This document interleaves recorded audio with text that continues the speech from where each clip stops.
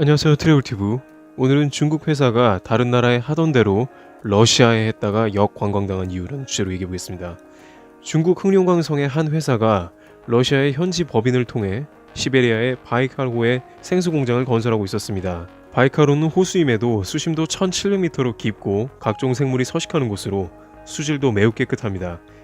이러한 바이칼호의 생수라면 최근 환경 문제가 대두되는 중국에서도 시장성이 충분히 있다고 판단을 한 것입니다. 그러나 이 회사의 바람은 러시아의 제동으로 막혀버렸는데요. 러시아 당국은 환경보호를 이유로 생수 공장의 건설을 시작한 이 회사의 건설 중단 명령을 내렸습니다. 이미 공장 허가가 난 상태이고 상대는 중국의 회사인데 이러한 공사 중단 명령은 굉장히 이례적이라고 할 수 있는데요. 자칫 외교 문제로 번질 수 있고 그것은 곧 중국 당국의 극심한 반발로 이어지기 때문입니다. 홍콩의 SNP는 이러한 생수 공장 문제로 러시아의 온라인 청원 서명이 100만 명이 넘을 정도로 러시아 국민들의 극심한 반대가 있었다고 이야기하고 있습니다. 푸틴은 중국의 투자를 적극적으로 반기고는 있었는데요. 크림반도 합병 이후 서방 제재로 인해 루블화가 바닥을 치는 등 국가 외환위기를 비롯해 경제가 매우 극심한 불황에 빠졌기 때문에 러시아로서는 풍부한 자금을 가지고 손을 내미는 중국이 구세주와 같았을 것입니다. 그러나 최근 러시아의 동양 및 특히 시베리아 지역에는 중국의 기업 활동에 대해 상당한 경계심을 가지고 있다고 합니다. 무분별한 벌목으로 인한 산림 파괴, 유유지를 농업용지로 전환하여 엄청난 땅을 개간하는 등 러시아 현지의 주민들에게 상당히 곱지 않은 시선을 받고 있는 것입니다.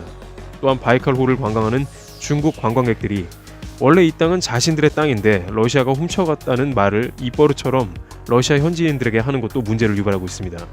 실제 청나라 때 극동지방의 큰 면적을 러시아에게 넘겨주었기 때문에 이런 과거사가 러시아인들에게는 현지 자신들보다 인구도 훨씬 많고 경제도 커진 중국에 대한 경계감을 키우고 있다는 것입니다. 자신들의 영토를 자본으로 빼앗겨 중국에 종속당하지 않을까 하는 우려가 과거사와 함께 크게 번져나간 것입니다. 그렇지만 역시 러시아 당국은 중국의 눈치를 크게 보진 않았습니다.